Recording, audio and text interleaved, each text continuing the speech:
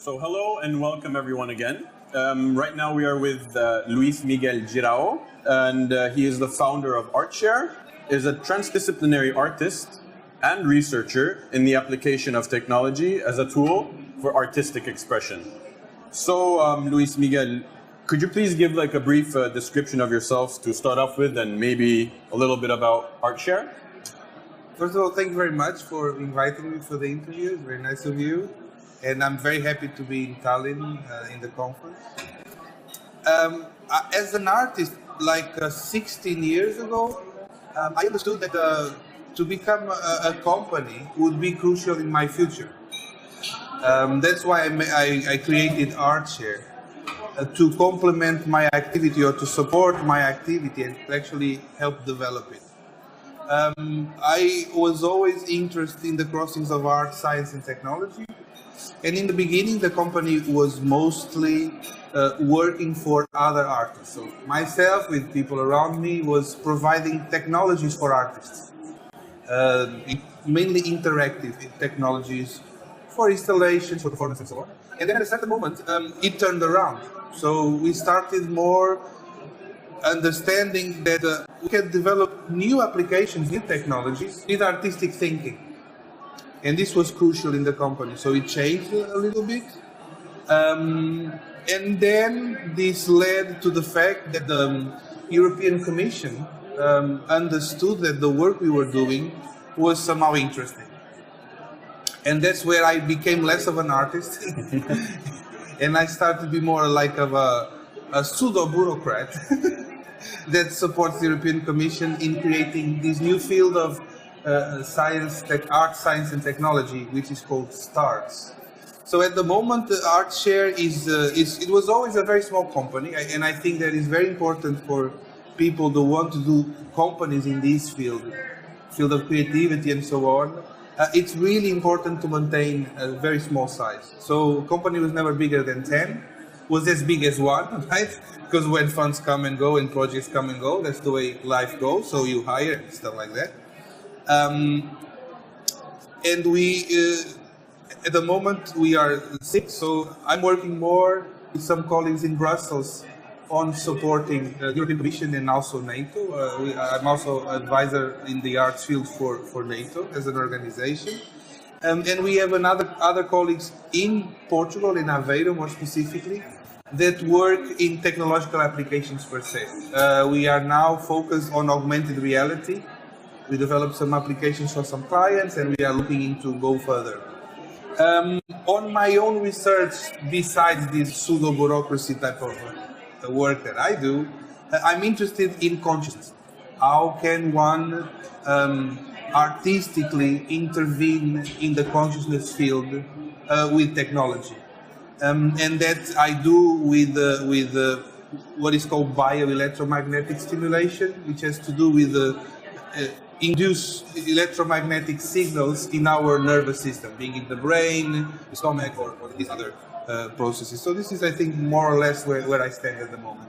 Okay. So you kind of somehow, like, if we ask, like, how do you combine this art and science and technology together? How would you kind of describe that for people who are not fully aware, maybe? But I would say that people nowadays naturally do it. So younger people naturally understand that the boundaries are not there naturally, and they are actually useless. I think because creativity is the basis of critical thinking, right?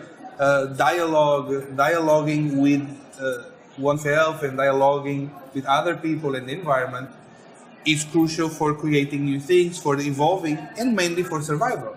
See, we still survive. And in that process of surviving, we create new things. And the intersections between art, science, and technology, they are normal. Now, society is not divided like that. Society is still divided in very defined blocks for managerial purposes and stabilization purposes. You have to understand when a government makes a budget, for instance, to clearly say what are the priorities, where should we go. And this division is a necessity for survival and for stability. I guess nowadays there are the openness from governments, organizations, and potentially most relevantly companies to understand that creativity in science and technology is key for the future. Is key for the present and key for the future.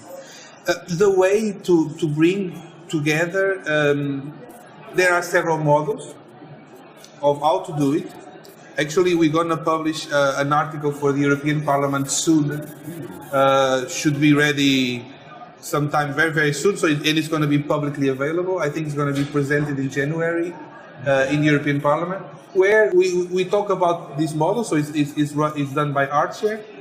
But the basic model is to bring people together in a way that everybody is outside their comfort zone. I believe that for innovation to happen, everybody has to be in the same position. So when an artist is in residence in a company, things tend to be more easy to the company or the guys that are used to that.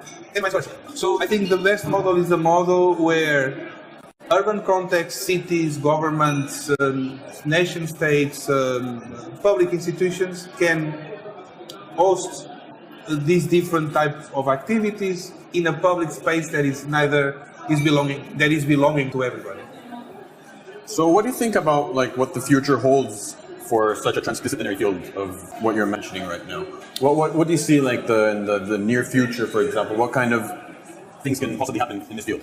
I think the first thing of the future is to stop talking about the future. I think it's already clear for a lot of players in the world that the future is built by the minute, by the moment, every moment, and is in constant change, in constant evolution. So I think the present is to be able to adapt to that uncertainty of what is expected.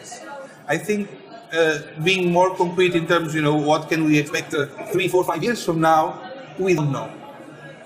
And I think people that think they know, well, first of all, I like to talk to them because I would like to be illuminated. And second of all, I think it would not really help. I think the future is the present, and the present is uncertainty, and is about how can we provide ourselves with the right skills or the needed skills to constantly adapt. Yeah. It's about adaptation. And that's why the crossings of art, sciences, and technology is very important. Because artistic thinking and artistic endeavor is based on this notion of uncertainty, is based on the fact that we don't know, we don't want to know, and we want to know even less. Because that means that we are discovering something new. If you know, it's not new, or it's not relevant. Of course, then the opposite discourse is, okay, we need science, we need technology and science to understand some patterns, because we need to solidify those patterns to make them a technology or something that is usable or acceptably integrated in society and economy and so on. So thank you very much for your words and thoughts of this field of ours. So we will be soon back again with other interviews. Thank you so much again. Thank you very much. It was very nice having you around nice. here. Thank you.